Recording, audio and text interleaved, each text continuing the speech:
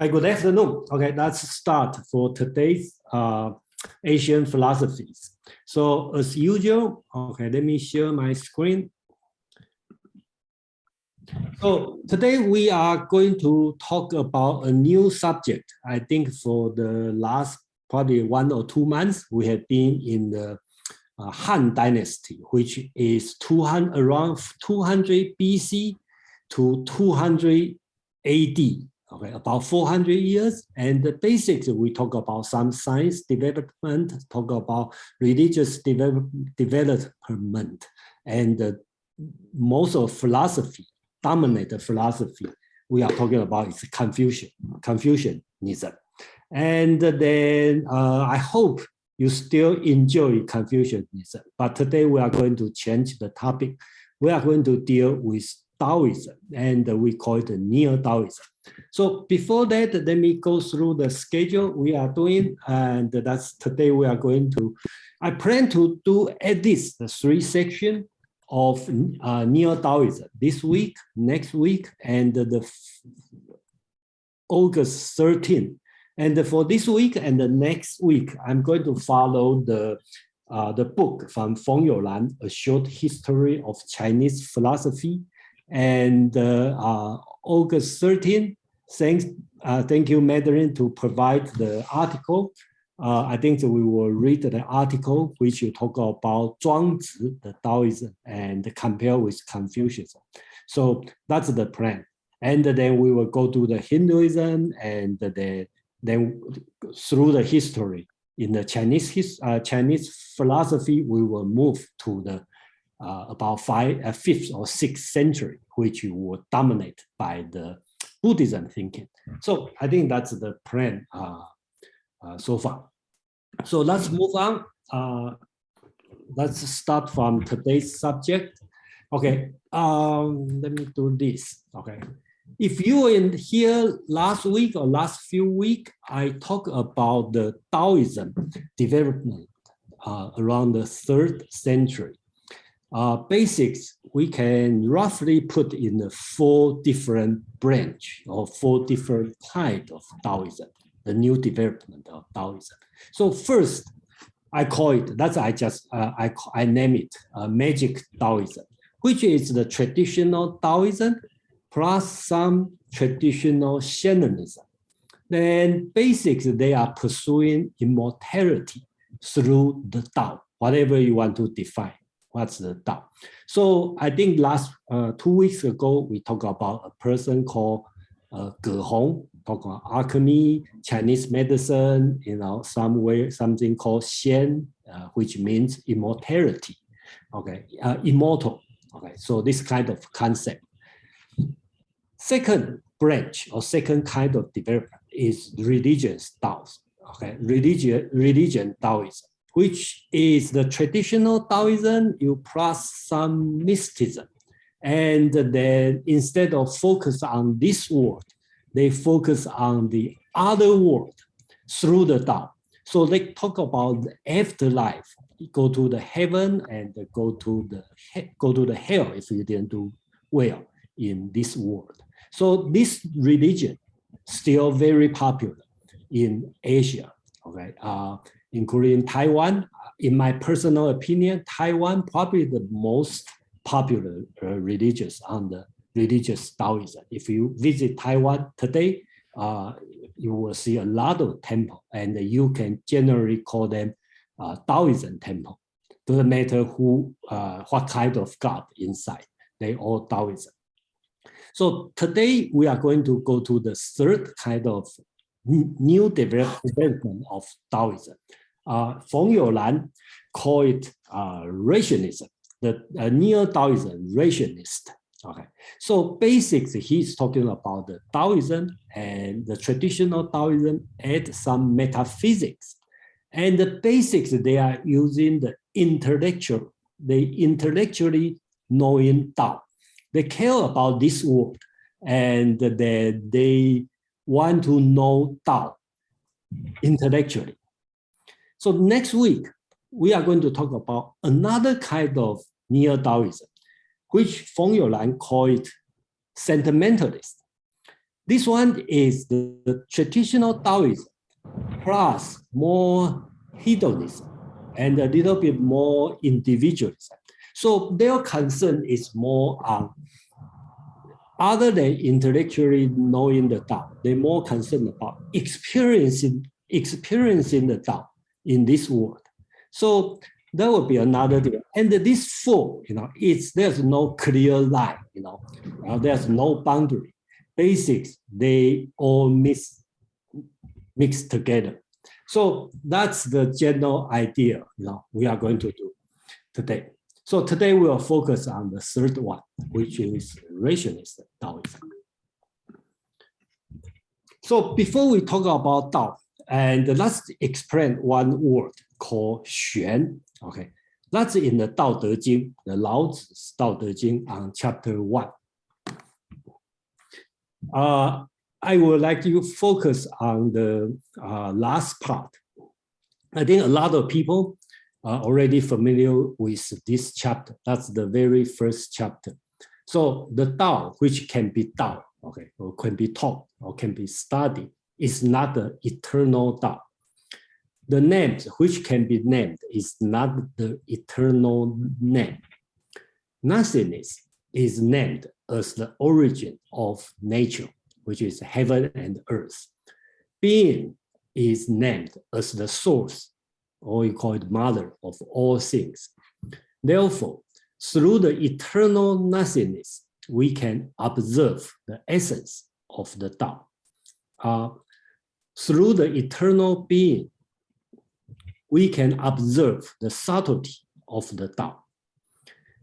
These two basically talk about the nothingness and the being, are both from the Tao, but named differently.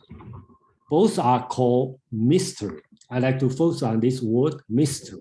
That's just my translation. I mean, there's no exactly right word in English, but Chinese called Xuan. Okay, that would be an important word for today. So the mystery, which is Xuan of mysteries, also Xuan, is the gate to all essence of the Tao. So that's the very first chapter. And today we are not going to focus on what's meant on this one, because you probably can find 100,000 different explanations on this chapter. Even myself, every time I visit or try to translate this text, especially the first chapter, I always find out, I should change something. So it never fixed. So, but today, let's focus on the word Xuan, and that's what we are going to talk today. So the meaning of Xuan, okay, I copy from Stanford Encyclopedia of Philosophy. So Xuan literally denotes the shade of black with dark red. By extension, it gains a richer meaning, connoting what is hidden from view or far from reach, especially in a sense of profound truth that escapes ordinary comprehension and that appears dark or mysterious. I think this explanation is pretty good. Basically, Xuan means a color. Black and very dark, and they have a little become dark red. So I look at the picture, okay, if on this side you can see, that's I took the picture on the 52nd Street in New York, Manhattan, okay, that's a Japanese barbecue place. That's nothing to do with Neo-Daoism, but the word Xuan, okay, I think that logo, is a good explanation called Gen. Okay, in Japanese. So basically it's dark, black, and to the red. Okay, so this kind of concept, okay, they call Xuan. Okay. So this Neo-Daoism, sometimes called Xuanxue. That means the study of hold on. That means the study of the Xuan, or study of mystery, aimed to unlock the mystery of Tao and in so doing come to define the early medieval Chinese intellectual sense. However, it was not partisan Taoism school. And the Neo-Daoism is ambiguous and should be treated with care. So Stanford Encyclopedia talking about, sometimes people call it Neo-Daoism. And the Neo-Daoism, this name is ambiguous. And most of people call it Xuanxue. Okay, that means the same. So let's explain, let's see what's the meaning of Xuanxue by tradition definition. As a proper term, Xuanxue gained currency during the 5th century CE. So it's later time, okay, being called. This study happened on the 3rd century. And at that time, they don't call it the Xuanxue until 100 or 200 years later. In China, people call this kind of study Xuanxue, okay? And it named a branch of learning that form a part of a curriculum of imperial academy. So during that time, the royal court or official, Chinese official already set up Xuanxue as an official study other than Confucius study.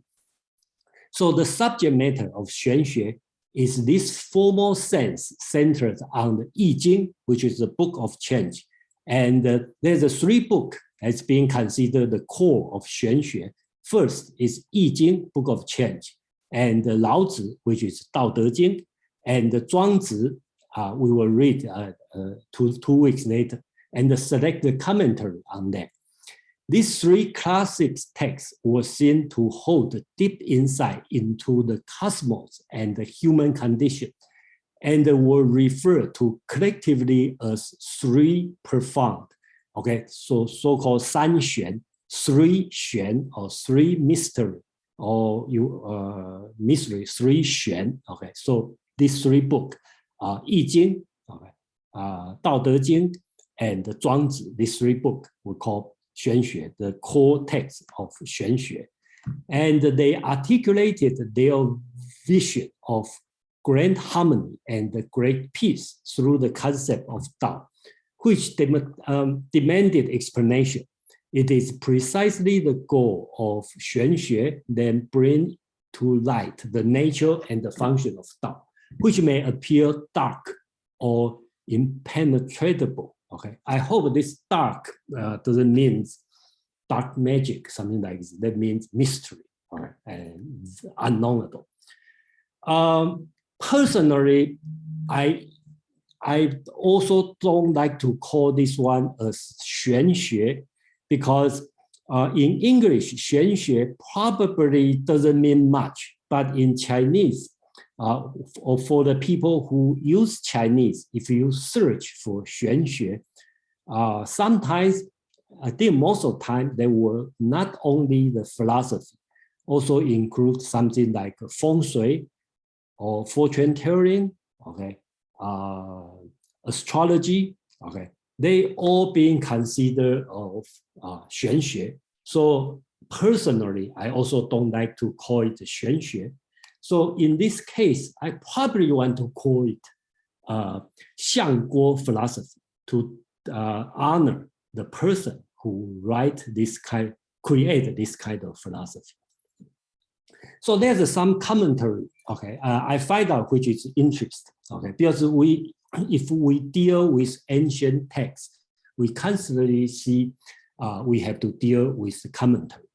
So I find out interesting comment from Monsieur de Montaigne, right, the French philosopher before Descartes. He said we need to interpret the interpretations more than to interpret things. So a lot of time we will find out interpret the interpretation or commentary is more difficult than interpret the things, the original text.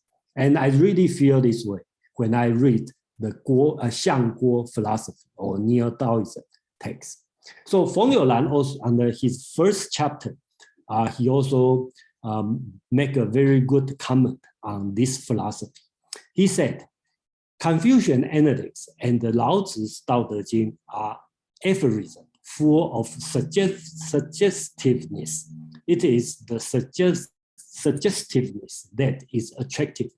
One may gather all ideas one finds in Lao Tzu and write them out in a new book containing of 50,000 or even 500,000 words. No matter how well this is done, however, it is just a new book. It may be read side by side with the original Lao Tzu Daodejing and may help people a great deal to understand the original, but it can never be a substitute for the original.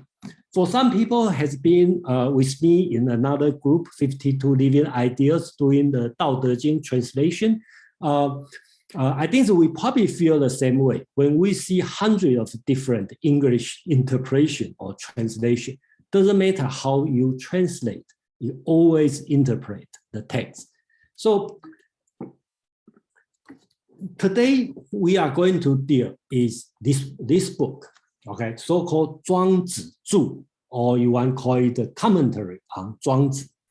And then that's the reason I like to call it Xiangguo philosophy, because the person who comment on Zhuangzi originally from Xuanxue, okay, it's on the 3rd century, and he didn't finish, and Guo Xiang later on complete the commentary. So the commentary is more than the original text, and some of them probably different than the original Zhuangzi means. So in this way, I think probably better to treat this kind of commentary as a new or different kind of philosophy. So for this reason, I like to call it the Xiangguo philosophy, because let's just focus on the commentary. Forget about the original text. And here's a good comment here. Guo Xiang was one of the great commentator on Zhuangzi. His commentary was itself a classic Taoism literature.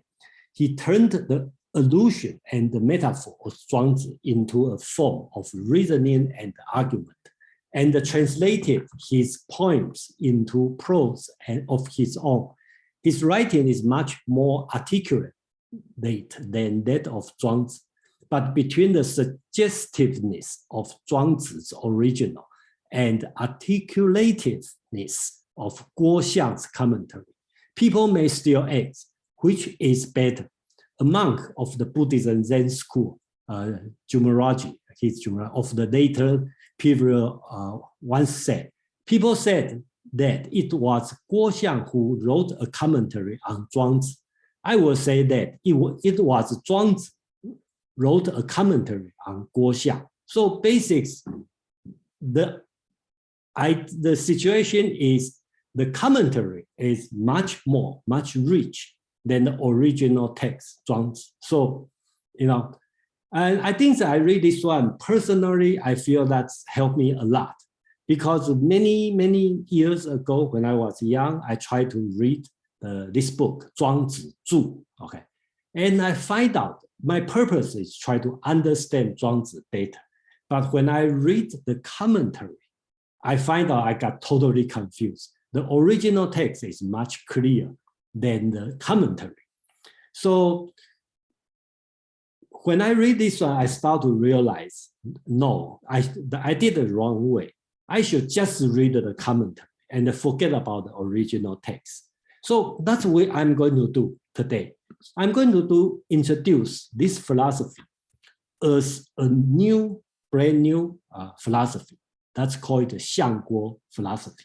And I think the book, I assigned the reading from Feng he organized very well. He organized the commentary as a new philosophy. So I just kind of like follow it and then present in the way. So another different thing today is I'm not going to show the historical background. I like to see it's just as is, just like a timeless teaching on this philosophy. So let's look at this one. How does it go? So right now I will stop for a few minutes, and then if you have a question, any comment, and then please raise your hand, and we can stop for a few minutes and before I move on to this philosophy.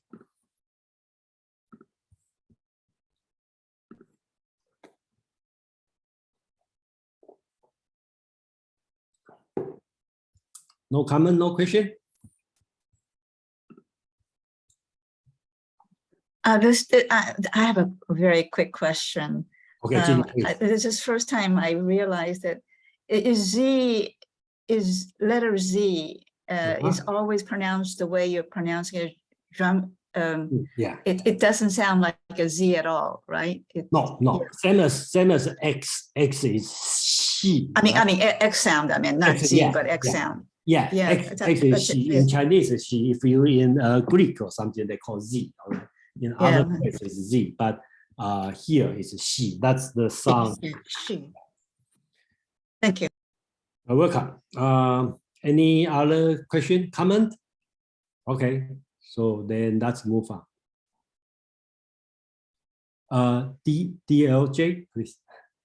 Sorry, yeah, just a quick one. So the way you've introduced it triggered something.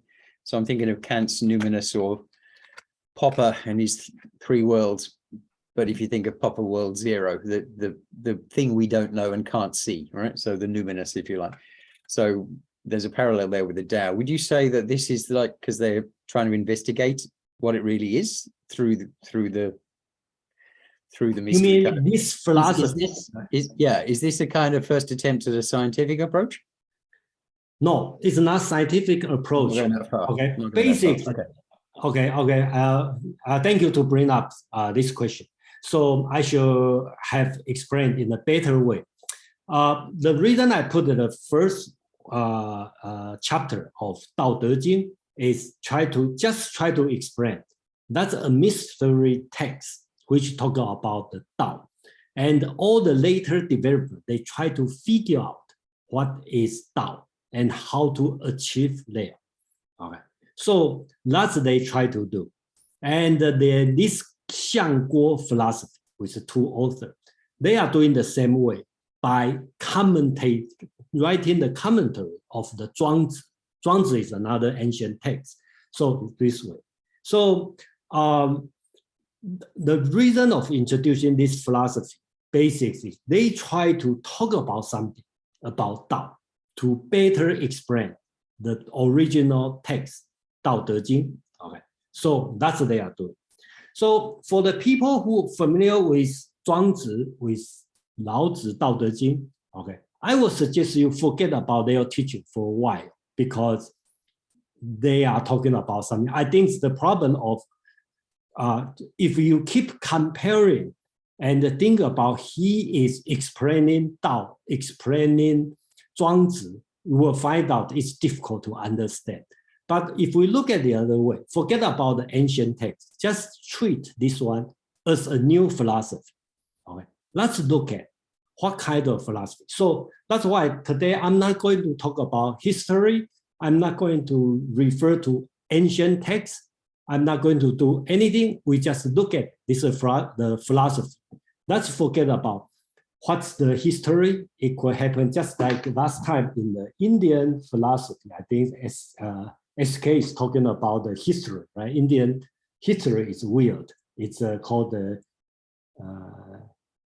Itihasa, which is timeless. Okay, let's treat it this way. Forget about this Chinese or English or French or German, and forget about it's modern or ancient. Just look at this one as a philosophy and see, how do you think about this philosophy? That's what I try to present today. Alex, please. Hi, Jason. Hey, question. Yeah. Is he the only one who? I believe there are others, scholars of the time who also try to make commentaries on Daodejing. Yeah. What is the? Can you just a little bit elaborate on the difference between why is Guoxiang more popular or more important than the others? Thank you. That's a good question. The proper answer probably I don't know because this one is the most popular one in my point of view. Because when I say before, I talking about 30, 40 years ago, when I was in Taiwan, when I read Zhuangzi, another one possible to get is Zhuangzi Zhu, which is by Guo Xiang and Xuanxue, these two persons. So to this point, I have to answer Alex's question is that's popular, just this. And does that mean better? I don't know. And do they have other philosophers? Yes, they have a lot. And the next week, we will talk about this. They have other, for example, Wang Bi, okay? That's another person. When we read the Daodejing, he constantly have the commentary on that. And a lot of people, a lot of scholars just specialize on Wang Bi's intonation. And if you want to challenge who is more famous than these two persons, Xuanxue and Guo Xiang, I would say Wang Bi probably more famous because Wang Bi he's a genius, and then and he died at 20 years old. Okay, so he probably start create a humongous text and in short 3-4 years. Right. So okay, and they have other people like Ruan Ji. Okay, that's also another famous. Okay, and Ji Kang. Okay, that's a lot. Okay, so I just picked this one because systematically introduced and it's confined. It's put in the one book. Okay, that's it. One book, so easier to understand. Right. Now, just another quick question: Is Guo Xiang also Confucius? That's another difficult question because everybody is Confucian. Yeah, that's another question. So, James, please. I was just wondering where we could find these texts. I didn't find them at CText in the CText. If you want to find in the CText, you have to search for Zhuangzi Zhu, okay? Yeah. Or Guo Xiang, okay? Not Xiang Guo, Guo Xiang, reverse, okay? Guo Xiang, okay? You may find it, but I don't know how good are your Chinese. Okay, there's no English translation. So if you put all text in the Google translation, just show me how it looks like. So yeah, I always find that fun. Thank you.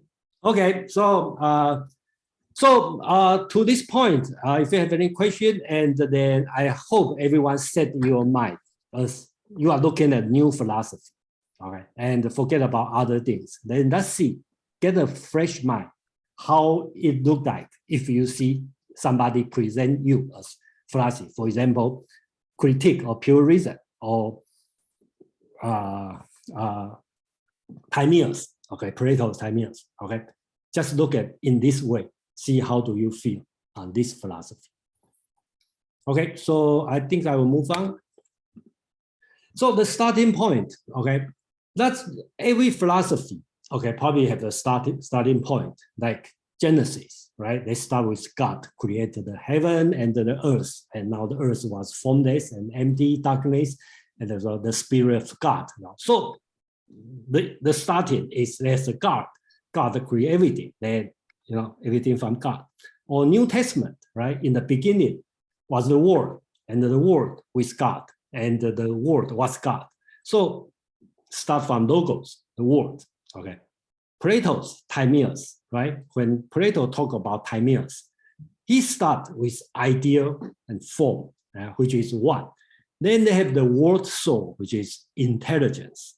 Then talk about 4 elements, okay? Then blah, blah, then they form the earth, blah, blah, then people, soul, all this kind of thing.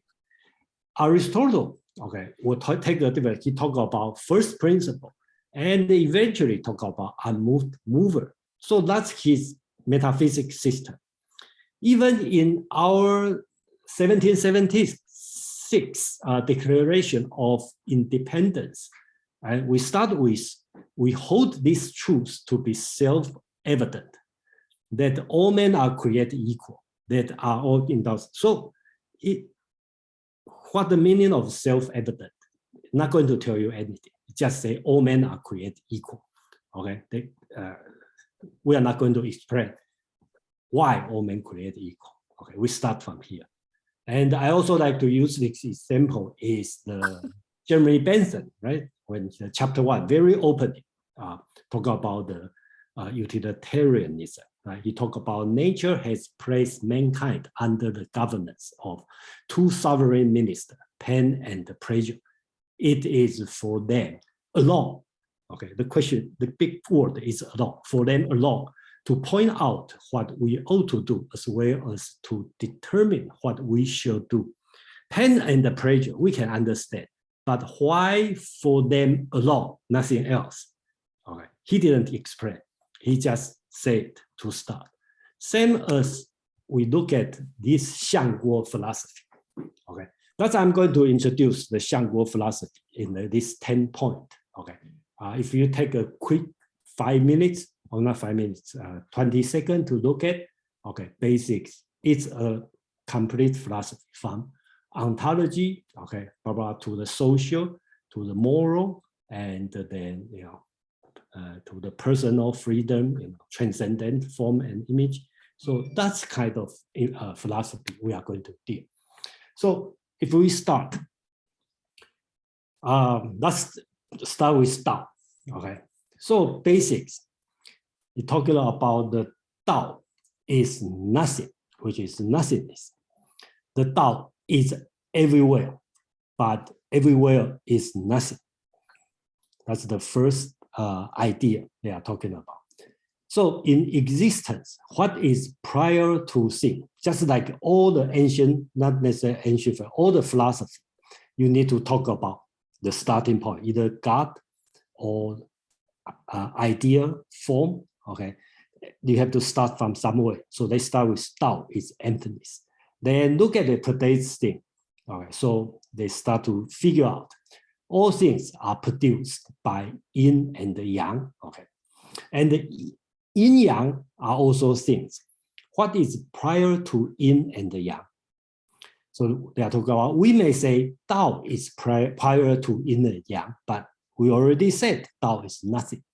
So the conclusion is we do not know what is prior to thing, but things are continuous produced. That's the observation you cannot deny. So this shows that the things are spontaneously what they are. There is no creator of thing. So at the very beginning, it said, here's no creator, very different than a Judaism, Christian philosophy. There's no creator, everything produces itself and is not produced by others. This is the normal way of the universe.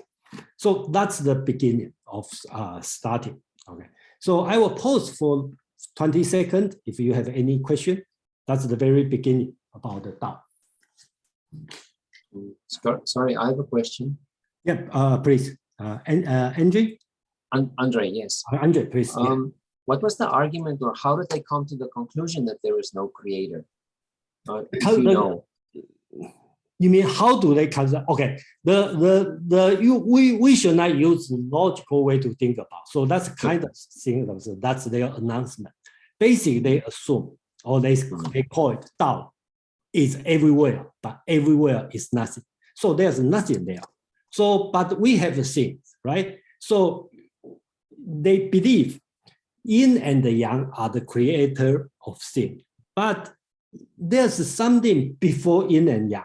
So the announcement, or what they believe is there's no creator, okay? Because Tao is nothing, and they have the yin and yang, and what creates yin and yang? So basics, the philosopher or this philosophy is telling you everything just as it is. There's no thing to create, nothing being created. When we say create, we talk about ex nihilo, right? From nothing to something. There's no such a thing happen. I think that's what they try to say. I know it may not be very convincing, but just like all philosophy, for the beginning, they have to set up some foundation. Thank you. Okay, we have a few hands up, so please just keep the comment present brief, because we have a few things to go through, and at the end we will have time to for further discussion. Let's go from James, Ron, and Patty. Then I'm going to move on. James, please. Okay, yeah, the proof, this is regarded as a proof. It's this is the same, it's the Feng Yuan, it's the same as Jason presents here. There's all things are actually yin and yang is involved in the production of things, but yin and yang are things. So there must be something prior to yin and yang. What's prior to yin and yang? But Tao happens to be prior to yin and yang. But Tao, as we know, is nothing. It's just simply a method or a way. So we don't know what is prior to things, but yet things are continually produced everywhere. So therefore, there is no creator. Everything has to produce itself by logic. And this is the nothing. This is the normal way, and this is extrapolated to the entire universe. If you want to understand how Saturn was produced or the moon or whatever, it's produced the same way the nothing produces everything. Yeah, thank you, James. Thank you. It's not the story in St. John. Sorry about that. Yeah, thank you. Ron, please.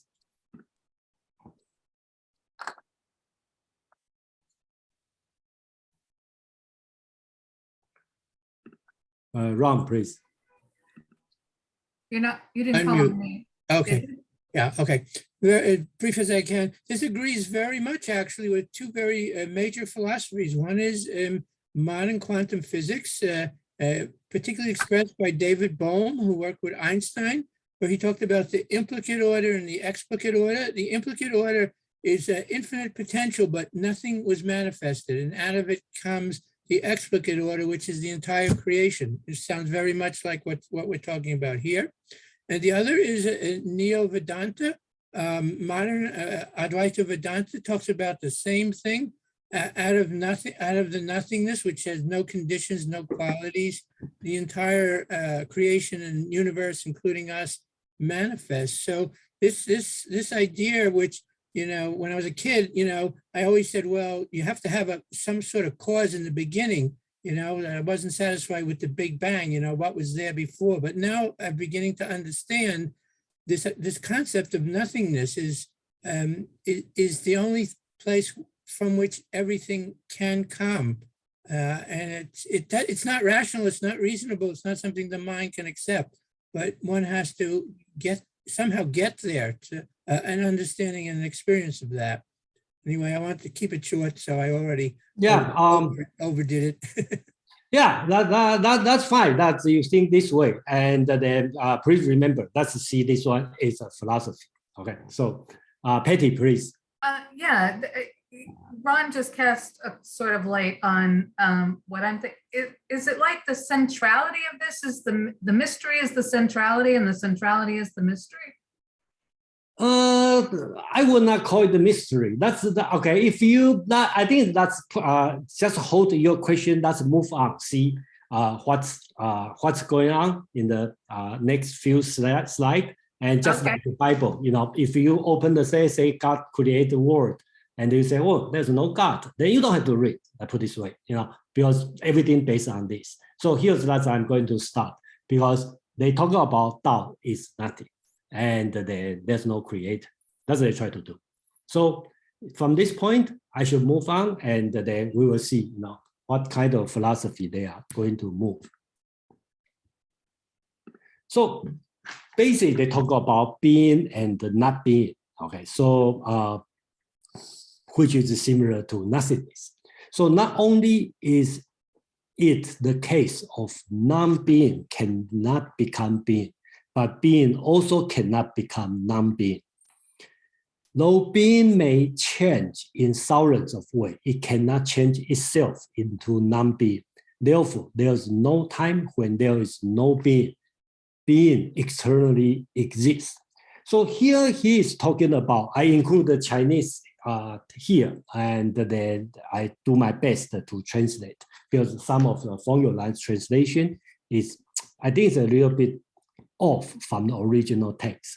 So, so basically, it's talking. I think here he is talking about this philosophy is talking about the being and the nothingness. It cannot change. So if something get burned, perish, it being transformed to other things. It will not just disappear. And the same thing, if there's empty or nothingness, it cannot have something just create out of nothing. So I think that's the idea in this philosophy. So if you compare, with, you may feel odd, but if you compare with the Western philosophy, okay, basics, they all have to start in this way, but in a different, right? For the Judaism, Christianity, basic is creation ex nihilo. God creates something from nothing. That's how we start. And in ancient Greek, they generally believe nothing comes from nothing. So based on this belief, we have the two kinds of school, right? On the Italian side, that's Parmenides, right? Which believe all reality is one. Change is impossible, and existence is timeless, uniform, and necessary. So this kind of oneness become Parmenides philosophy. But on the other side, Asian Minor side, the Heraclitus basics is talking about change, right? Everything is becoming universal flux and opposite, this kind of. So look at, based on the same belief of nothing comes from nothing, you will have two different kinds of idea. But another thing is Democritus. Democritus talk about it's the atomist. Basics, he talk about atom. I think most of people are familiar with the indivisible bodies, okay, and from which everything else is composed. And because they are moving, so they have the void. So I think the Democritus atomist philosophy kind of similar to the Xiangguo philosophy. They are talking about, they have the things, they have the nothing, but thing doesn't become nothing, and the nothing doesn't become things. That's the key difference. And I show this one just to help people understand how does the ontology, on the ontology level, talking about this one. So any comment, any question, or anything need to make it clear? Okay, so I'm going to move on. Okay, so right now we already talk about being and the non-being. Okay, the being and the nothingness. So when we see things, we see tree grow, and we see the egg become chick, chick become chicken, and then die and get decomposed. So that means this thing will change. So they come with the self-transformation. So the argument is non-teleological, okay, teleological. All right. So relation exists, and the relation are necessary. When a man is born, insignificant though he be, okay, Chinese always consider men are insignificant. So he has the proper type that he necessarily has. However trivial his life may be, he needs the whole universe as a condition for his existence. All things in the universe, all that exists, cannot cease to exist without some effect on him. If one factor is lacking, he might not exist. If one principle is violated, he might not be living. So here is talking about even things cannot change, but it's required. Okay, we need food, we need water, and there's short of one thing, we cannot survive. Human cannot exist if there's no water. So, but important thing is water is not exist for human. That's come with a non-teleological argument, which is different than Aristotelian school, right? In Aristotle's argument, everything exists for its, has purpose to exist. So here he said, everything exists for its own sake and not for the sake of any other things. in the world, everything considers itself as this and other things as other. The this and the other each work for itself. They seem to be far away from each other. They are the mutual opposition of East and West, but the this and the other have a relation to each other like that between the dips and the teeth. The dips do not exist for the teeth, but when the dips are lost, the teeth feel cold. Therefore, the work for the other, for itself, has contributed a great deal to help this. So here it's talking about the chicken. People need the chicken as a meat, a source of meat to eat, but chicken doesn't survive or exist for the purpose of being a protein provider for human. Chicken has its own reason to exist, but they are all interconnected together. So that's the philosophy is talking about. So second thing, we come in so-called the necessity. Okay, so here's logic come behind. It is not by accident that we have our life. It's not by chance that our life is what it is. The universe is very extended. Things are very numerous, but in it and among them, we are just we are. What we are not, we cannot be. What we are, we cannot but be. Okay. What we do not do, we cannot do. What we can do, we cannot but do. Okay. So you may find out the translation is probably difficult, but the Chinese even more difficult. Basics is talking about that's what it happened. So the later on you will see there is nothing which is not nature, peace or disorder, success or failure. That all the product of nature, not of man. This is nothing, there's nothing not from the heaven. The heaven is 自然, okay, the self-cause. So here's talk about necessity. Just if you think of familiar with the Western philosophy or the necessity, okay, because they all have to explain how does this world come out. If it's not come with God, God make it the world for the people. Okay, that's one way to do it. If there's no God, you have to explain it's necessary become this way. So that's we try to do here. James, please. Yeah, I see this as very similar, this page especially very similar to scholastic logic, that everything has a cause and effect and has to, and there's kind of a buildup of causality that causes things to be what they are in relations, the necessity to show, and also showing the necessity of relations. I was gonna, on the previous page, I was gonna comment on Hegel. I see that as kind of a, the idea that things are the nothing, the idea of the nothing, not becoming being, or the non-being, not being, becoming being, or the being, not becoming nothing. Well, that's kind of like in violation of the modern, what do you call it?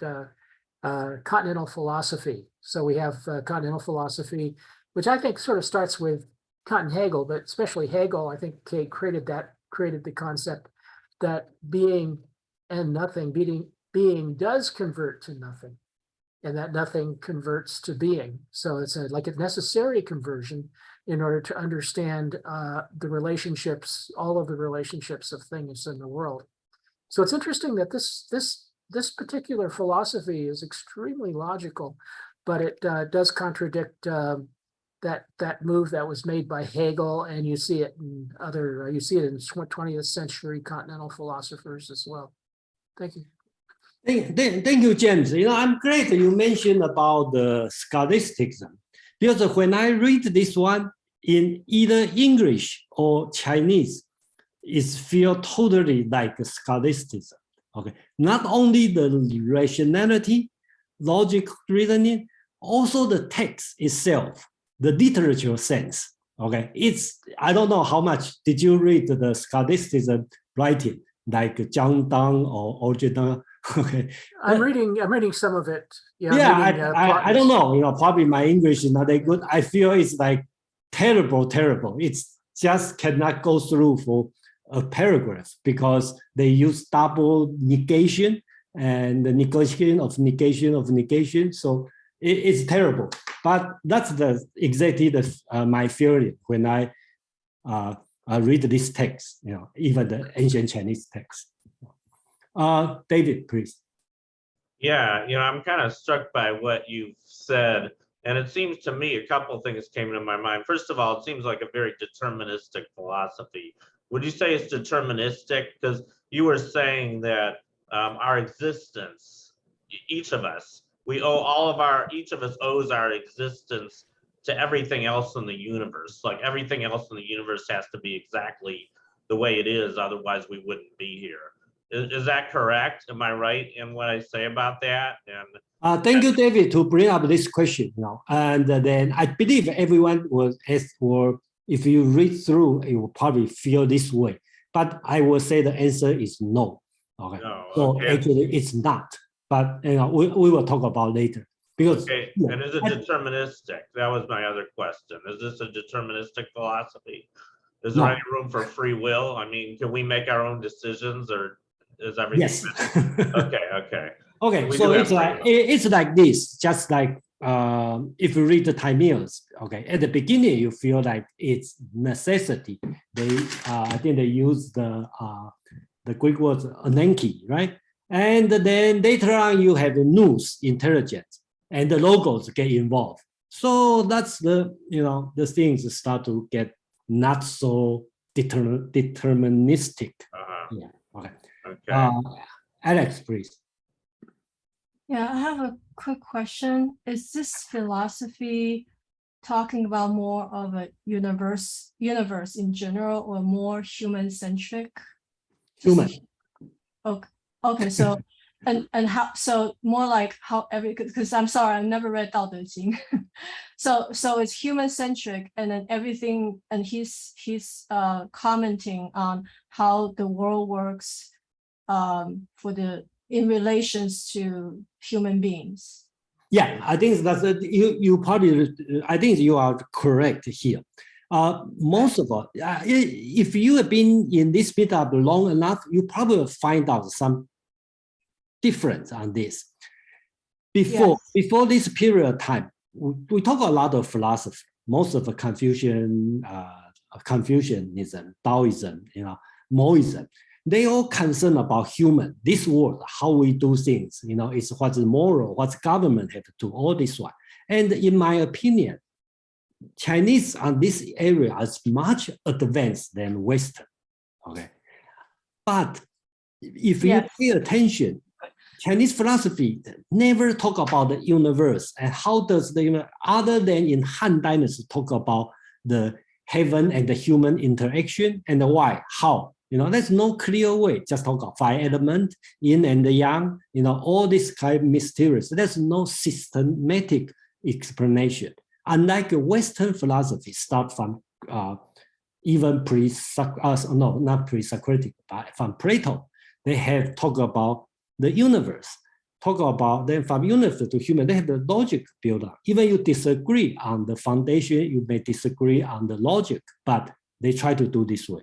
But here, the Xiangguo philosophy, probably that's the first time, okay, Chinese start to think about, build a relationship, on this. So I think that's the big jump or big change. Yeah. Okay. And a quick second question. Can you move to the second slide? Previous. I have a question on the word 自然. Oh, 自然. I'm going to explain in the next slide. Okay, but just a quick question, because in his 自然, is it invented? Is this term invented by Lao Tzu, or is it invented by Guoxiang? In the Lao Tzu already talk about 自然. Okay, 自然, because in your slide it says self-caused. That's right? Just 1 minute. Okay, that's so I'm going to have a specific explain this one. So that's a good place to start. Okay, thank you for this question, because I think that's important. here. Let's examine this sentence, okay? Just like Alex's question, okay? Is that a new, because today's Chinese language, people use 自然 a lot, okay? Just like in English, we use nature, but it means the mother nature. Sometimes it means God, depending on what's your religion. Sometimes you mean the nature means the human nature. I think same as Chinese. So I kind of see, if you look this part, I kind of see 自然 have at least 3 meanings. Okay, here. First means spontaneity. That means self-cause. That's without outside cause or efficient cause. Okay, I put it in the Aristotelian term.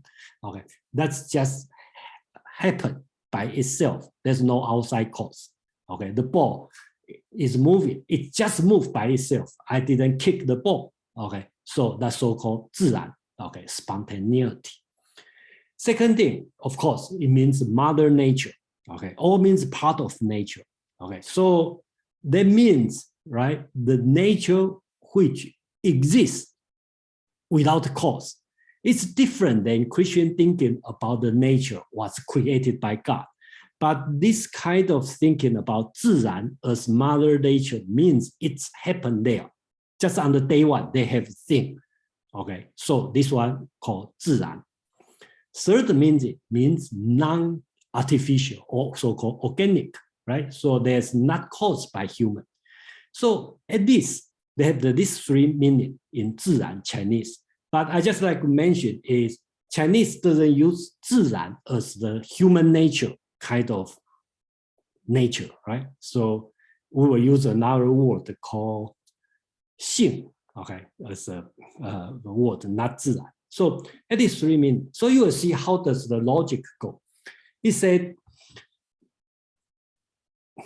there is nothing not from the heaven. Okay, so it's everything from heaven. That's a typical scholasticism writing will do this way. There's nothing not from the heaven. The heaven is 自然. So here talk about heaven is self-cause. Humankind is 自然. So he's talking about humankind is part of nature.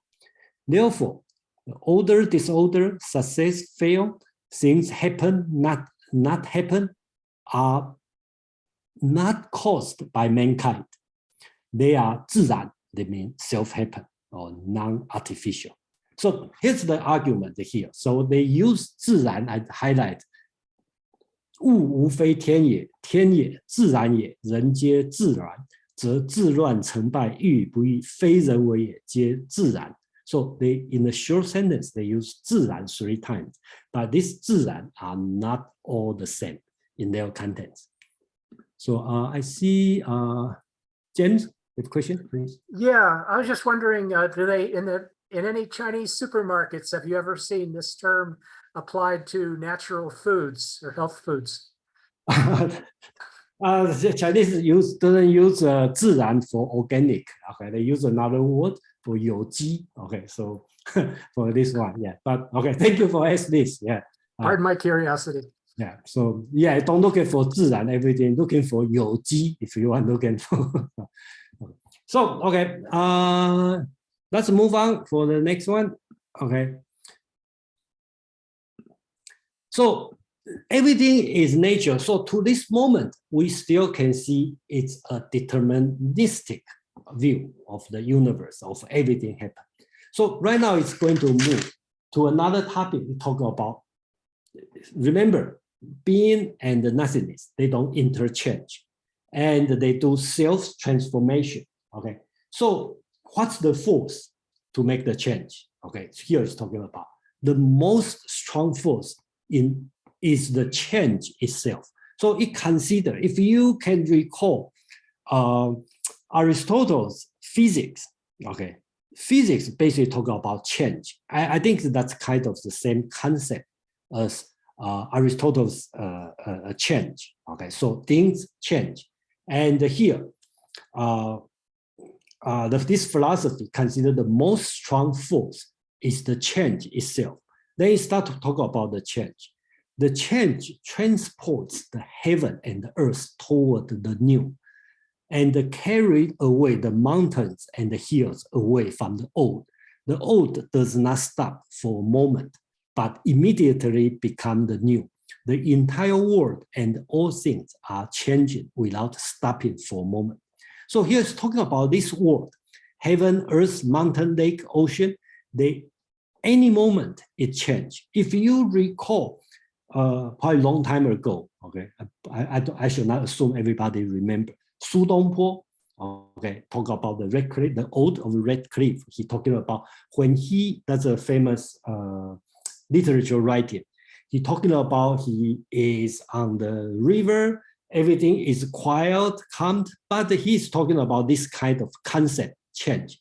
Look like everything is calm, is still, but there's nothing not changing, right? So that's what he's talking about. This world become new. This world becomes new, but people see it as old. The boat is moving, but people in the boat see it as still. The mountain change every day, but people see them as yesterday. So here's talking about, we just don't feel it. We are in the boat. We feel like nothing changed, but the boat is moving. All that we encounter secretly pass away. Myself in the past is not myself now. I have to go forward with the present. I cannot keep myself still. Okay, so right now it's the philosophy change from the force, the entire world, to the human. Okay, because you are not the same you as yesterday. Okay, and tomorrow you become new. Okay, so here start to lose on the determinist point of view, start to bring to the human. So human people don't understand this. They think they can always hold on what they encounter today. Are they not stupid? Okay, so that's the question talking about. So that's the, I think here is the changing point from the ontology, this cosmos, to this nature heaven and this nature world, and to the human. Okay, so I will stop for 20 seconds if you have a question, and in case I'm not making it clear. Okay, so I'll move on if no more question. I have a quick question. Hold on. Okay, so we have Alex, Patty, and Ron. Okay, so after Ron, I'm going to move on. Okay, Alex, please. Yeah, sorry, it's just a thought that I have. Basically, I feel like he's saying that, everything is changing, but does it really explain what, how is it changing? Because actually, this translation reminds me of Xuanxue, the first chapter, right?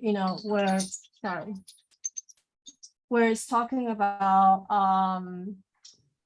how a fish becomes a bird, and it's constantly changing. But I would like to sort of put my thought in that, it makes me feel that he's saying that change is an order of things. But would it be possible to also say that, it's out of chaos? Well, I would put it this way, okay? Remember before talk about 自然, okay? The self-cause, the change is self-cause, okay? Right. So I think today our mind probably being spoiled. Well, I should not say spoiled, but because we always right today, okay? We always smarter than old people. So we have the concept of force. So when we talk about change, we might think about the force, something outside the force to make it change. Then we are asking this question. Aristotle, when he talk about change, he never think about the force. He think about the state. Okay, some mountain cannot move, but a ball can move because their attributes are different, right? They have the attribute of moving. Mountain doesn't have it, so it's not moving. So they didn't think about the force. So that's the one, same as this philosophy. They don't think about force because the force is kind of modern. So basically, he talked about the change itself. How does it change? It's self-cause. Okay, just the thing is, it has to be this way. Patty and the Ron. So yeah, if I'm understanding your analogy correctly, and maybe I'm not, in the process of seeing this mountain, the mountain is already changed, but at the same time, we've already changed as we register seeing the mountain? Is that kind of what you're saying? Yes, basically it's talking about things are changing. We are changed, mountain is changed, right? We all change. Okay. So you can never see it objectively because it's happening as you're seeing it. I think that here they talking about is objectively and subjectively both change, right? Your Right. view change, that's true, but objectively the mountain also change. That's what I'm because- saying. So yeah, it's what we think we're seeing is already changed by the time we see it, right? Yes, yes, everything is changing. So nothing stays still. I think that's the important turning point from determinism to free will. Okay, that's the point they try to change. Thank you. You're welcome. Ron, please.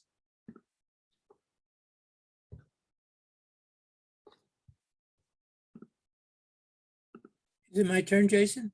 Yes, Ron, please. I had a question that goes way back to one of your first slides, but I didn't want to ask it because I wanted to give you a chance to, explicate and build it out. But I have to go back to my question because I think it's seminal.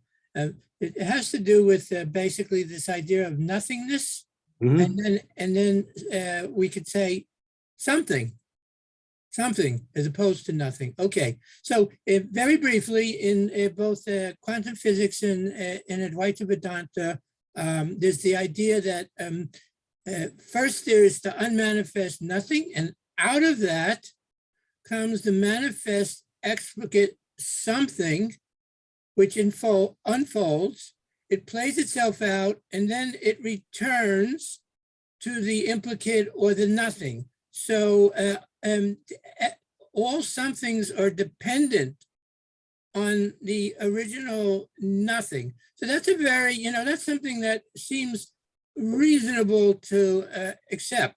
Now, I don't understand what this philosophy that you're explaining today, really the relationship with the beginning of the nothingness, right? And how it relates to the something that's there. Now, I would say that in the previous ones I described, change and all of these things, time, space, those are all when things manifest. But So I will put this way, okay? Yeah. So I will suggest, because I don't know the answer, so please don't ask me why, okay? So let's put this way, okay?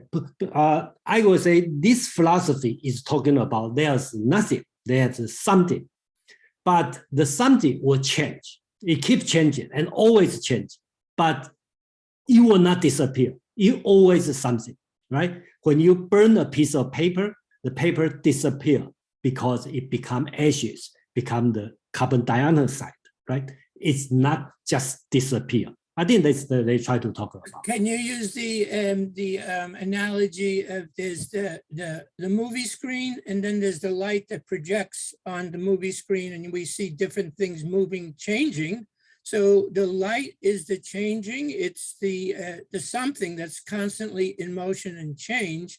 But we could also say that the screen never changes, is unchanging. Well, you can look at this way. I have no problem to look at this way, So basics, they are describing nothing cannot become something, and the something itself will change, and everything is constantly change. This mountain is changed every day, every moment, and we are changing from the past to now, to the future. That's what they are talking about. Again, I'm very confused because I don't understand from the way you're describing it. The something seems to come about independent of the nothing. Yes, no, not something become nothing. Something become other things, right? Become different, like a person. I still myself, but I will be different than yesterday of myself. I may die. My body will decompose, but what is the something is the something dependent on itself, or is the something also self-creative? no self. it depends on other things to survive. For example, I need food, I need water, right? But water doesn't become me. I didn't become water. I think they try to talk about. Yeah, but all those things like water and stuff, they also, are they self-dependent, or are water and earth and all the elements, are they also dependent on something else, which we could call the nothing? They don't depend on nothing. They depend on other things. Okay. All right, it doesn't fly for me, but that's just my personal thing. Yeah, please. That's fine. That's I'll let fine. it I go. know I'll let if it go. you are dealing with foreigner and the ancient people, we should give them some credit. Let's put this way. We have two other hands. Okay, I hope James and David, please. Yeah, I was just going to say for Ron's dilemma, I would just think about a manifold of causes. In other words, there's not just a single cause in this kind of idea of self-creation. So there's multiple influence. There's self-creation, but there's multiple causes, and the multiple causes cause the self-creation. When you talked about projection on a screen, I automatically thought of light. I mean, we know what's happening there. We know from a modern scientific standpoint, we know that light is hitting the screen. And if the screen has a certain nature, it's going to reflect back the images to human eyes in a sort of perfect prearranged manner, based on our focus, the abilities of our eyes to focus on the exact point on the screen that we want to reckon upon. So this is just basically the way reality works. Things cause other things to happen, including the activation of the sensors in our eyes. So that's kind of the nature of experience. So this isn't really far from a scientific explanation of existence, in my opinion. Yeah, thank you, James. Yeah, if you put a scientific explanation, you always fail. So, well, I mean, all the ancient philosophy failed. So, yeah. David and Madeline, please. David, please. Yeah, it seems like you've kind of contradicted yourself in a way, because you said at the very beginning of this lecture tonight that the universe started as nothing, and we got the yin and yang out of nothing. We got something from nothing. Oh, okay. But now you're saying that nothing can become nothing and nothing can form out of nothing. So okay, thank you for pointing out. Thank you. Okay, yeah. So I probably not explained clearly, okay, at the beginning. Okay, so basics, this the 5 logic argument. Basics, it's a counter argument. Basics, they are talking about if you think about something created from nothing, then what's that? That must be Tao, and the Tao is nothing. Therefore, there's no God, no creator. Nothing cannot come with something. I think that's the argument here. So is it just the Tao? Is that the only nothing that something can that's come right. from? I see. Yeah, but that's the point. And because all Chinese believe Tao is the very original. Okay. And for some reason, they just assign Tao as nothingness, which is art, put this way. You can say it's art, but they just say so, okay? I believe that's kind of Buddhism thinking has been through, because on the 1st century, the Buddhism has been in China. So they start to have this kind of concept. Okay, well, I'm just curious, but I'll get off pretty soon, but what do Taoists think about the Big Bang? Do they think the Big Bang was a moment in which something came from the Tao, the nothing? I think that's the answer this another day. I don't know, what we will think about the Big Bang, So I think that's too far away, Okay, so Madeline, please. Yes, let's see, well, in response to comments of the previous 2 people, my understanding of it is in Taoism, the older Taoism, not this one, the Tao was what lay behind, so to speak, the yin and the yang. So it's what lay behind all creation. It lay behind being and nothingness. So it lay behind everything. So in this and so it's unnameable. It has no name. Whereas in this interpretation, they interpreted no name as nothing. That's right. And so that is what is generating the confusion. Yes. Confusion, not confusion.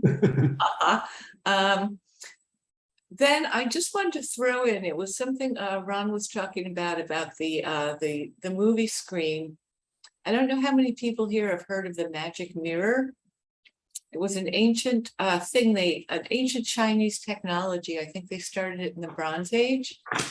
It would look completely smooth, like a regular mirror, but when light reflected off it and you shone that light onto a wall, you would see an image as if by magic. It might be Guan Yin, it might be the Buddha, it might be a peach tree, it could be something mystical.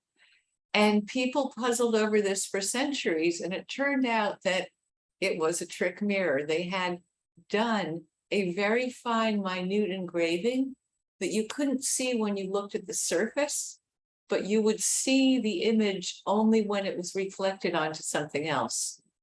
And so, yeah, in a way, that's not a bad metaphor for the Tao. All right, thank you. Okay, CK, please. Yeah, I've been trying to not ask questions and try to understand, but I still don't understand. So I guess that's the essence of Taoism. You're not supposed to understand. Well, I was trying to, maybe I shouldn't even do this. I mean, I was thinking of Heraclitus when his dictum where he said you never step into the same river twice. Yeah. Mm-hmm. He said it in Greek, of course, not in English. And in some ways, there may be some similarities with this way of thinking here. It also reminds me in a kind of tangential way. It's not directly related to this page. Heisenberg's theory of uncertainty, whereby the observer changes what he observed. And that may have some similarities to what I think Guoxiang is trying to say here. But of course, I don't know what I'm saying. So that's probably part and parcel of the process of understanding Taoism by not being able to understand it. Yeah. Okay, thank you for sharing. Okay. Ron, please. Very briefly, I think that Buddhism talks about emptiness, and I think it's the same thing that the original Tao is, and what this philosophy you're describing as nothing is saying, and I think it's what Advaita Vedanta talks about when it talks about Nirguna Brahman without any qualities, and I think, and it's what David Bohm talks about, but the implicate order.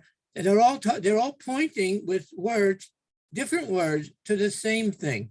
And I think that's the most important thing that we could take away from this, is that not to get caught up in the words, because the words are always going to be different. But I think if you hear the meaning behind the words, I think astute people will begin to see that they're all pointing to the same exact thing. And not everybody's going to get that, but there are people, I think, that get that all of these great teachers were pointing to exactly the same thing. They just use different terminology apropos to the time and the place and the culture they were living in. And I think that's the most important thing that we can get out of this whole thing. Okay, thank you. And I think that's what should I say? The last slide, we talk about the nature, and for the rest, we are going to go to the human world. Because this one just set up the foundation. And the Xiangguo philosophy is going to move to the human. Okay, so just like all the Western philosophy, we will start with from the cosmos, the genesis, how does the world exist, what's the nature world, then we'll move on the human. So So that's why I stop for a little bit longer, but I don't want to go too far, So Alex. It's just a quick comment to Ron. He's learned that a lot of things are similar, but I think this one is very different because Taoism or Zhuangzi, I Ching and all this, it's all they're mostly more concerned about change. They also talk about nothingness and the relationship of being and non-being. But I think in this philosophy is emphasis on the change, not emptiness. Is that do I interpret correctly? I will say that's correct. Okay, because Buddhism will more focus on the emptiness, and then here we're more focused on the change. And the change is important to bring to the human. Okay, how are we going to react? So they don't want to go to the determinism. Okay, so it becomes everything is there, but that's subtle. Okay, so that's the time to move on. Okay, we have another 30 minutes, and I hope we can finish this one so we get complete. Okay, so they will move to our society. So again, be careful on here. Here is start to attack Confucianism. Okay, so the social norm from the old sage kings serve to meet the need of their time. But if we don't abandon them, the old social norm, when time has changed, they become monsters among people. Asking people to follow them, I mean the old custom, is to force people to imitate old custom. So here is talking about Confucius, right? Confucius is about back to the ancient time, okay? The ancient ritual, okay? He's talking about, no, everything is changing. So those who imitate the sages imitate what they have left. What they have left has already passed away, and therefore it cannot meet the present situation. How can it be used for the present? People use the leftover from the past to control the unknowns of the future. The unknowns comes, but the leftovers stay still. So here it's just shift from everything change to our society. Everything is changing. So there's no reason to stick with the ancient teaching. Okay. So then come with the important teaching of Wu Wei. That's in Daodejing, keep talking about Wu Wei. That means in the Chinese, if you want to translate, we call non-action. You don't act. Okay. So here, Xiangguo philosophy is going to give the new interpretation, okay, or different interpretation of Wu Wei. So there's the three interpretations. I think the word is very difficult to translate. Okay, so Chinese call 旷然无情. 旷然 basically means empty, means open, means vast, means open. Okay, 无情 doesn't mean no feeling. That means without bias, no attachment. You don't stick with something. Okay. So basically, talk about when water runs down from a high to a low place, the current is irresistible.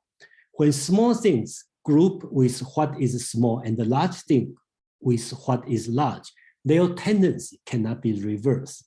When a man is empty and without bias, everyone will contribute his wisdom to him. When facing various situations as a leader of people, what can he do?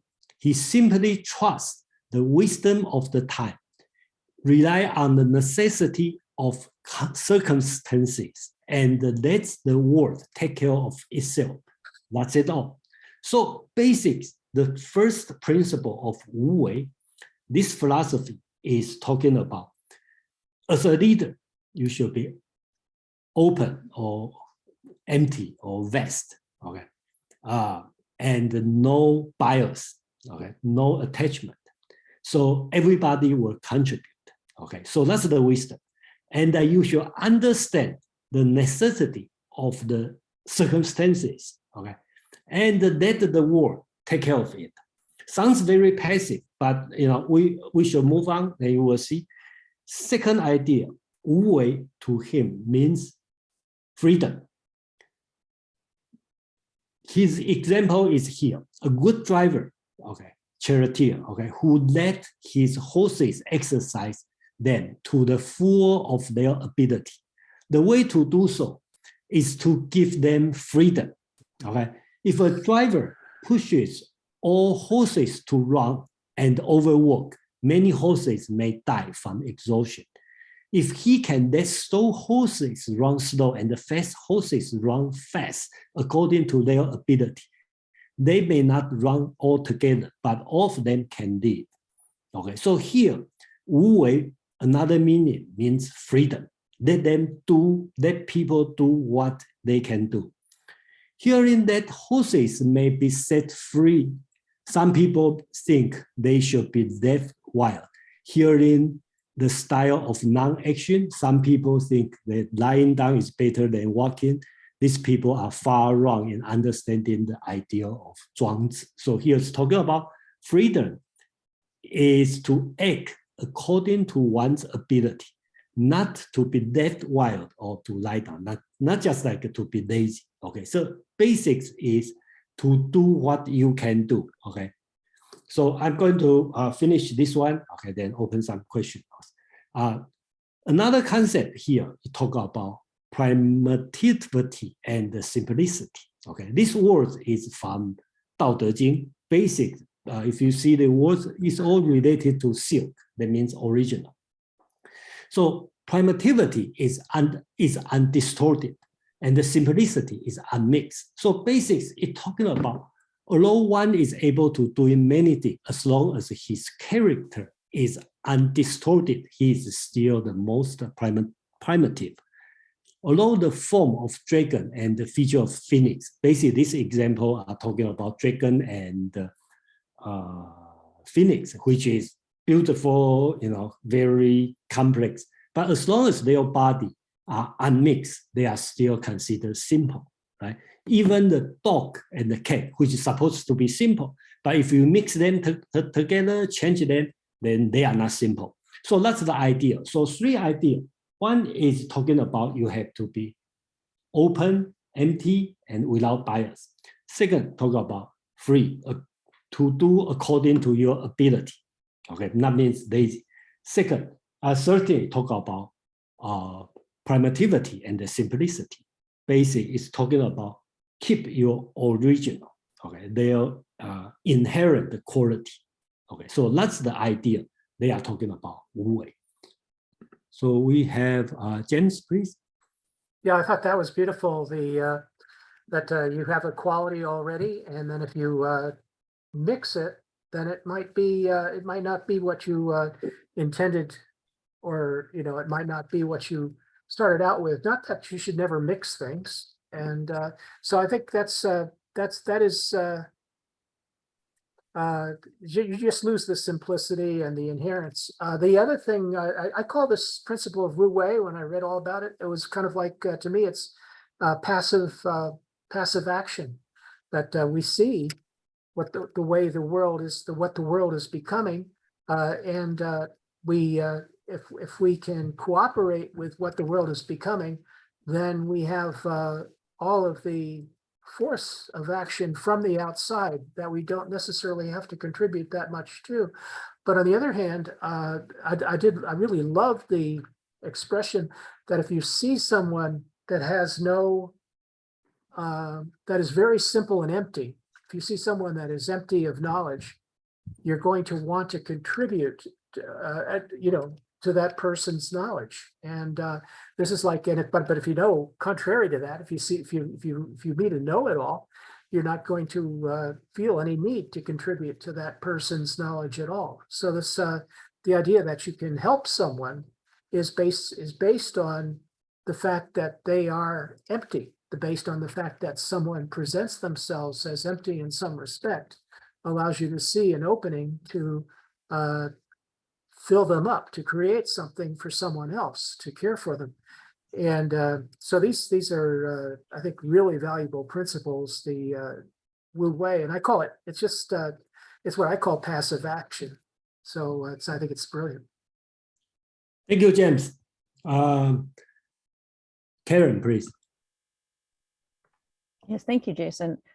Do you think there's a tension between the idea that we want to master Wu Wei by doing things within our abilities and not overtaxing things and going with the flow, with this sort of radical attitude towards the past and the nature of change, right? So things change constantly.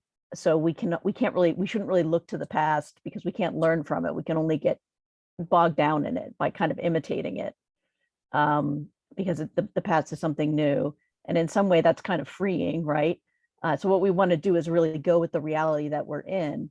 But nonetheless, in order to like know how much a horse can run, it seems like you kind of have to have some sense of the past or some sense of the horse's nature. But if the horse doesn't really have a nature in that sense, right, because it's constantly changing, there seems to be a tension there about how we can go with the flow if the flow is just too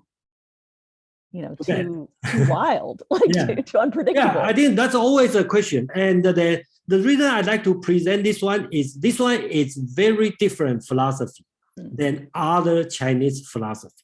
Okay. And then I will point out this one toward the end. And personally, I feel it's very Western-like philosophy, okay, non-Chinese philosophy. And that's one of the reasons it received a lot of criticism. Okay, I don't want to talk about, because I will talk about this one in the next week. Next week, just a little bit, I'll talk about next week. Next week, we are going to introduce the sentiment. Feng Youlan called it the sentimentalist. They are doing this way, but they practice this philosophy. So that's the time we can see how does it being practiced in the real time, and how does people criticize them. And do you think that's good or wrong? That's another thing. I try not to talk too much this week, but I would like to talk about next week on this kind of situation. Yeah, there's always a tension to answer your question. And David and Alex. Yeah, I was just wondering, what in general do you think Taoists think about self-discipline? Do they think it's good or not? That's another question that they answer, but let's leave this one to the end. We will talk about this one, the self-discipline, which is not their focus. Okay, the answer is this. And in a way you can think about, this is response to Confucius and teaching. Okay. Alex, please. Yeah, can you go up to the last slide? I have a comment on this one? No, the last one. Maybe the first one. This one? Okay. What's the word you want to comment? About I think I mentioned about the person. Oh yes, when a man is empty and without bias. Mm-hmm. Yeah. Because I look at the Chinese original 旷然无情.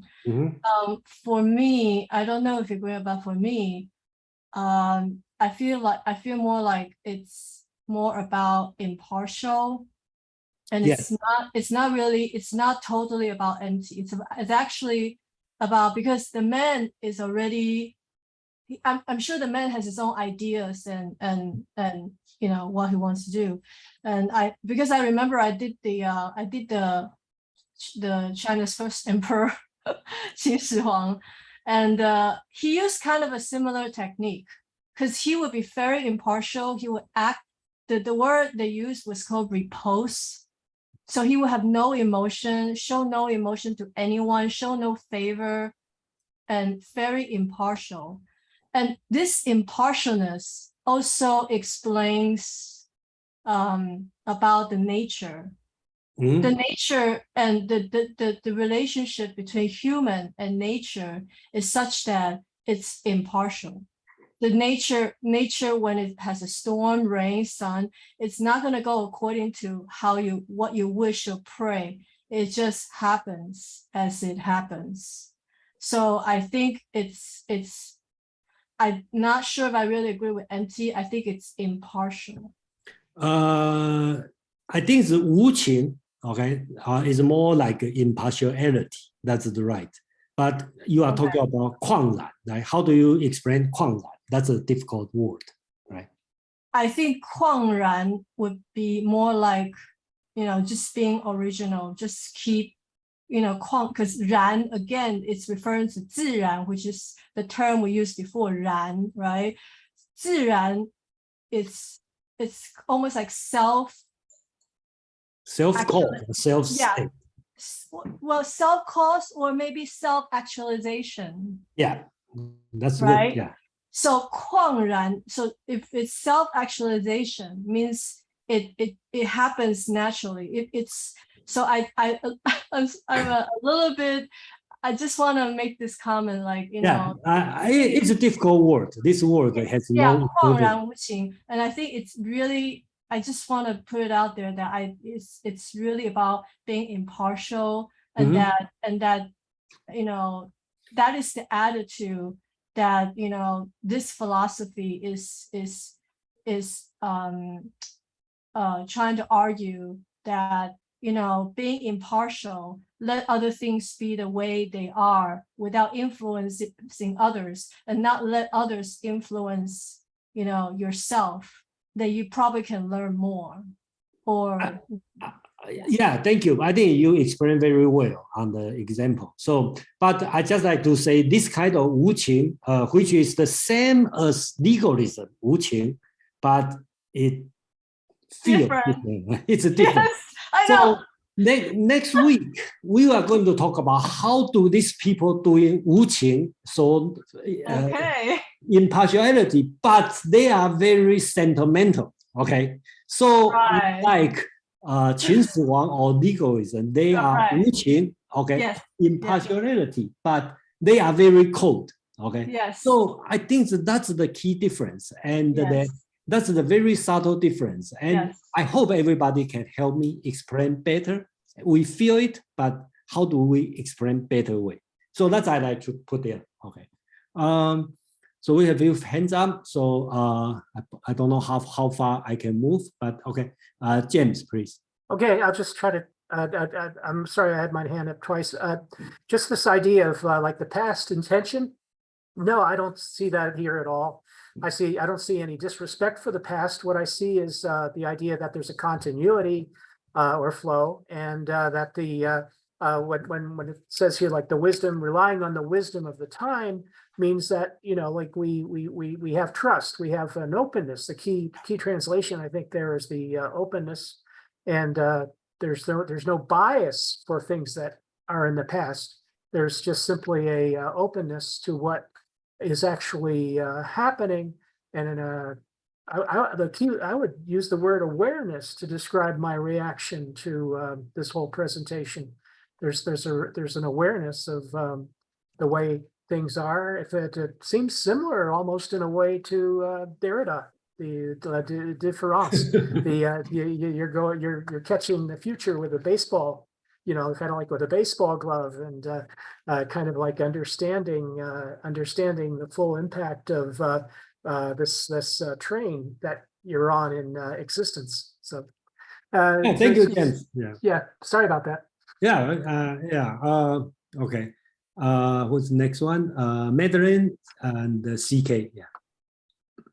Yes, I am really hoping we will have time to get to the question of the finger and the horse. Oh, okay. I will talk about finger and the horse, but probably not this week. Next week. That's a complex situation. If you want to go into the text, Yeah, it did seem complex. I didn't understand the allusions, if it was horse, because white horse or finger and the horse basics. Xuanxue has his own original idea, but this philosophy use it for different things, and a lot of people use it for different things because the influence of the Xiangguo philosophy. CK, please. Yes, I was thinking about what you and Alex just discussed, that phrase 旷然无情. I would just like to add my 2 cents worth to it. Yeah, you have a better translation? To me, 旷然also means vast, emptiness, empty and impartial. 无情 is impartial, but 旷旷野, it's vast and empty, right? In that sense, there has to be a sense of the vastness of it. So that's why I call it, proper way we should call it the empty open vast. Okay, so vastness, yeah. Yeah, that's I think try to call. But I'm sorry, I'm still disagreeing on the empty. I'm sorry. Okay, so that's okay. The empty is not Buddhism empty. Okay, that's a Taoism empty. Oh, I didn't see that. I already had it down there. Okay. I think it's more like space. Okay, that's spacious. Aside. Spacious. We will have the chance to talk about the emptiness. So sorry. Okay, so let's move on. Okay, so epistemology. Okay, so basic. I think I feel amazed on this philosophy because they try to touch every single point of the philosophy. Okay, every single side. You may disagree on many things, but I think their thought is very comprehensive. They try to build a complete system. So first, they talk, I just make it simple. They are against imitation. So if you read the writing, they talk about their idea is knowledge. A lot of things we are doing is imitation. So he talked about imitation is useless, it's harmless, it's harmful, and fruitless. That's the example we talk about. So the key word I want to do is abandon others' standard and live according to yourself, right? So if you build strong and 200 pounds and they can run fast, you play football, don't play ping pong, right? If you are like skinny and flexible, don't try to play football, okay? Just do gymnastics, play ping pong, okay? This kind of thing. So he's talking about imitation is wrong. Don't imitate. So use your own standard. Don't use others' standard. That's their epistemology. Interesting, they talk about hey, look guys, we are good, okay? So morality. If you remember Xuanxue, the morality basic is talking about the equality of things. Okay, let's have Madeline have some question, okay, or some. Madeline, please. Yes, I was just wondering if in imitation you are supposed to be following your own ability. Is that the Ziran that you and Alex were talking about, or is that more like the human nature? I think you talk about human nature, okay? So okay, if you are a dog, you be the dog. If you are a cat, be the cat. Don't imitate other people. For the cat, they see dog got meat, so because they bark, so cat try to bark. Then I think that's they are talking about, and that's why they move to the immateriality, the mortality of things. That's Madeline want to talk about is the finger and the horse. Okay, so let me make it simple. The morality basics they are talking about is based on the second chapter of Xuanxue, the equality of things. Everything are the same. There's no distinction. So the key words, if one can really live according to oneself, disregarding the indocuments offered by others, that means one is already able to get rid of trouble of preferring one thing to another. 偏上之美. Okay. In other words, one is already able to understand the principle of equality of things and to see things from higher point of view. So basically, you want to look at in a higher point of view and see there's no difference. And this one to the morality, talking about the no right and the wrong. So basically, he's talking about all things function according to their nature and enjoy themselves. Between them, there's no distinction between right and the wrong. So here, I think next week, I will have a further explanation because when the person put in the practice, when you deal with moral, right, you always face the question, right? Are you selfish? Okay, so they have an argument on that, right? So what's right, what's wrong? And the people will argue what we say right, what we say wrong, just whether or not it functions. It depends on the time, depends on the situation. I always like this example is from Jeremy Bentham, right? He talked about laziness. He said, You may be lazy, okay, as a parent, so you abandon your kids and don't want to take care of your kids. But if you are a lazy slave, you run away, so you may consider runaway slave. If you are craftsman, okay, you are lazy, so turn out you invent a new machine. So laziness, it could be good, could be bad, okay. So that's this kind of idea. So basics talk about the finger and the horse. Madeline want to ask is, here you're talking about the 10D, the heaven and earth. This world is no different than one finger. You see all things in this world, it's just the same as horse. That's the one to talk about. So they all the same, they do their thing, there's no difference. That's the moral teaching on this. And next week, when I introduce how this one being practiced, we will see they face the moral situation and how are they going to behave morally in their own standard. So that's the part here. So I'm going to quickly bring to the end, then we will have 10 minutes to discussion. Okay. So the final goal they want to do is happy excursion. Remember, if you read Xuanxue before, or if you can quick search the happy excursion. Okay. So if you remember, let me quickly talk about the story. Basically, at the beginning, talk about the huge bird, a rock, right? They fly from the 9,000 miles high, and they have a small bird. Okay, they're all different. So here we talk about if there is satisfaction for their nature, the rock has nothing to be proud of in comparison with the small bird, and the small bird has no desire for celestial lake. That means the big birds, the rock, will you rest on the celestial lake. Okay, therefore, though there is a difference between the great and the small, their happiness is the same. So here they bring to the idea. So basic, the final thing they want to talk about is free. Okay, they talk about be independent and always free. Remember, they talk about freedom and they talk about the independent free, not rely on other things. So-called be independent and always free. So if one has to depend on something, one cannot be happy unless one gets hold of things upon which one depends. Although Laozi is an ancient kind of immortal.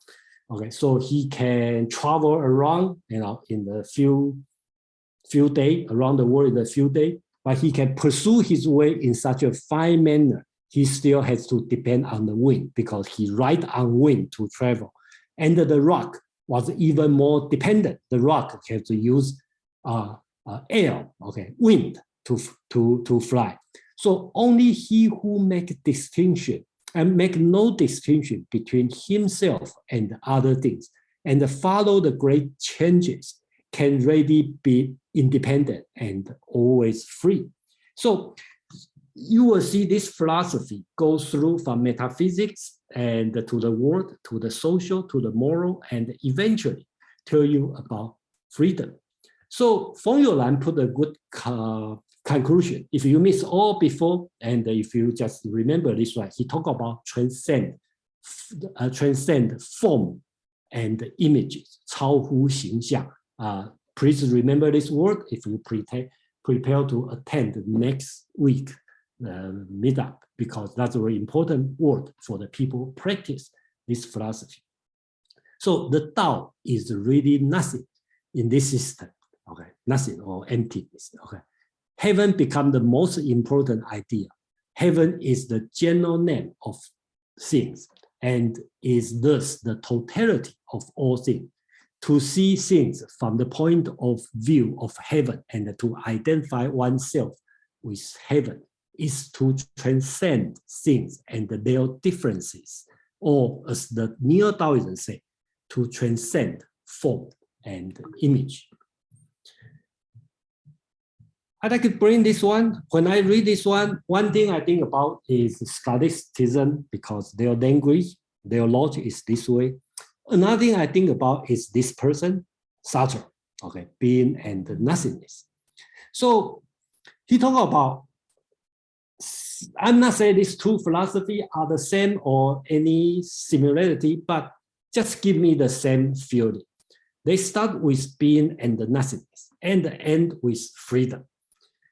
So Sartre said, I'm responsible for everything except for the fact of my responsibility.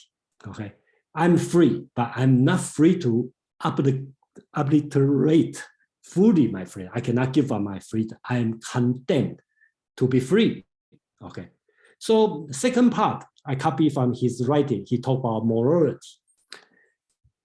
Ontology itself cannot formulate ethical precepts. It is concerned solely with what is. Okay, we cannot possibly derive imperative from ontologies in the indicatives. It does allow us to catch a glimpse of what sort of ethics will assume its responsibility when confronted with the human reality, which he means Dasein, and the natural value. So it's not unlike Confucianism will tell you do this, do that, or Scotism will tell you do this, do that, and don't do this, right? Something like this. But this philosophy is not going to tell you what's the right thing to do, what's the wrong thing to avoid. But they give you a human condition, okay? The existential condition, then Sartre called it facticity, okay? And then since you are free, you are responsible, and you make your decision. That's the moral teaching they are doing. So I quickly make this one, and the last part I will have more explanation on when next week we talk about the 7 sages in the bamboo group, okay? And then in Feng Youlan's writing, talk about sentimentalists.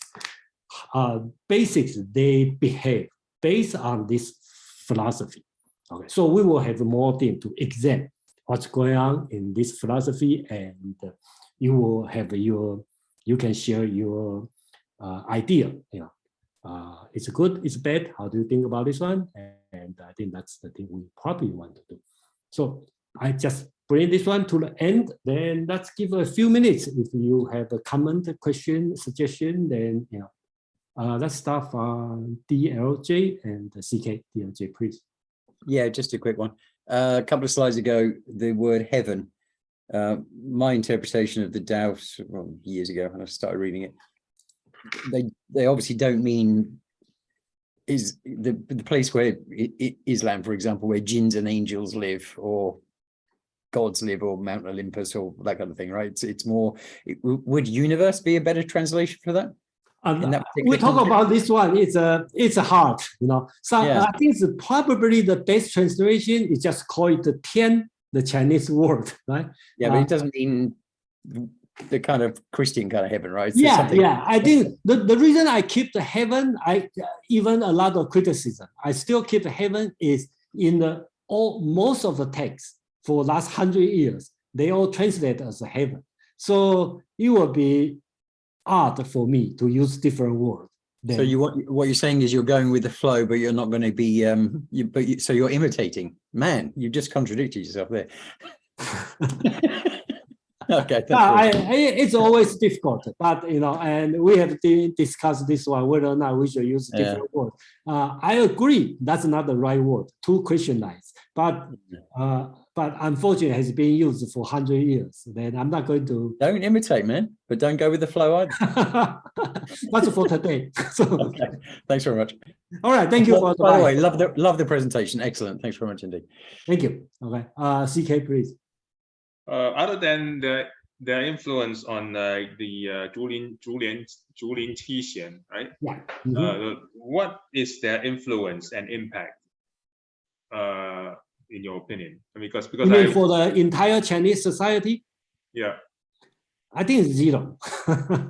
It's very good to know, because that's my opinion as well. Yeah, because it seems to be too difficult. I think it's not only too difficult. The problem is usually, if you read the history, usually give a very bad comment on this philosophy. So that's what I try to talk about next week. Yeah. Mm-hmm. Yeah.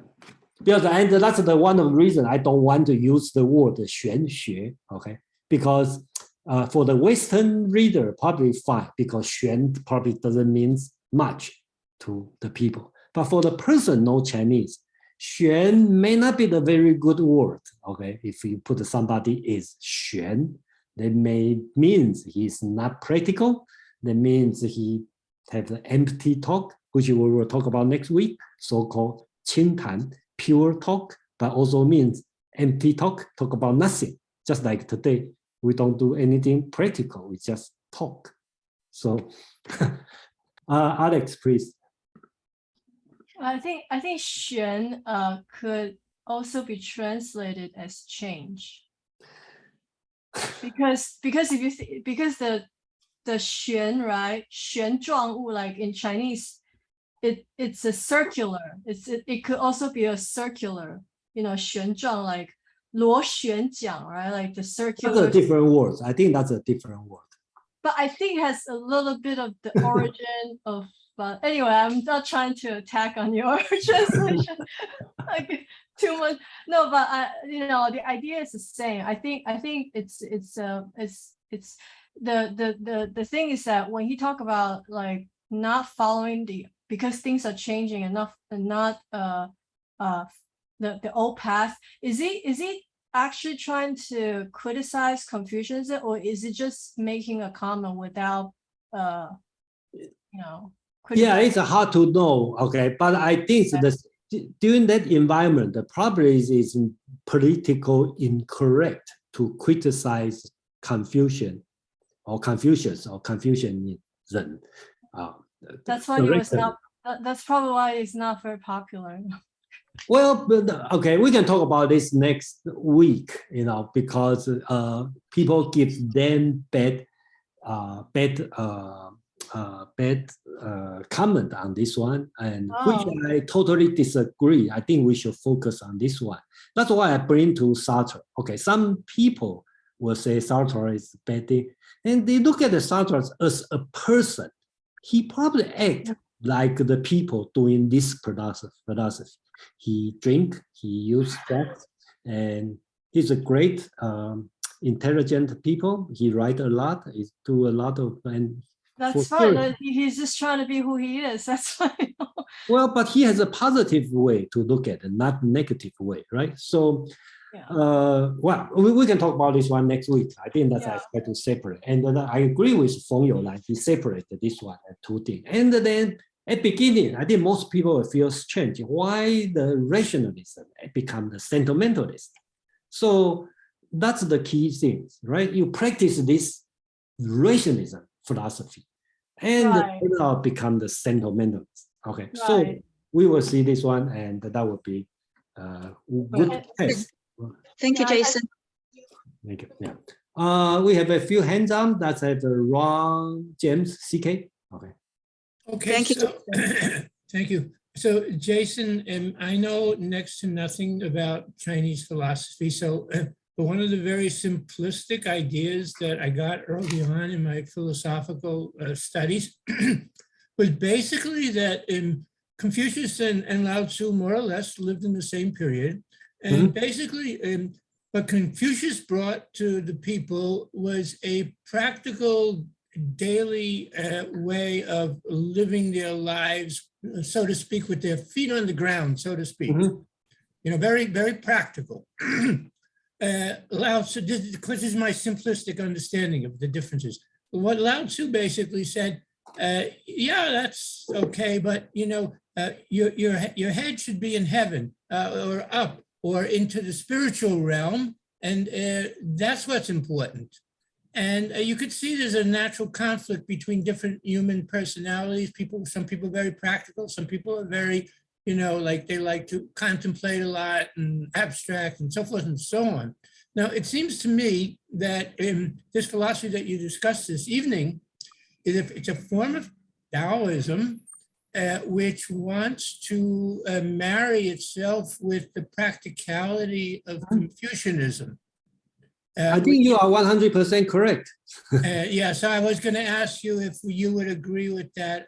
And maybe See, for the Taoists, they're not happy with this philosophy because it has too much, earthly stuff in it.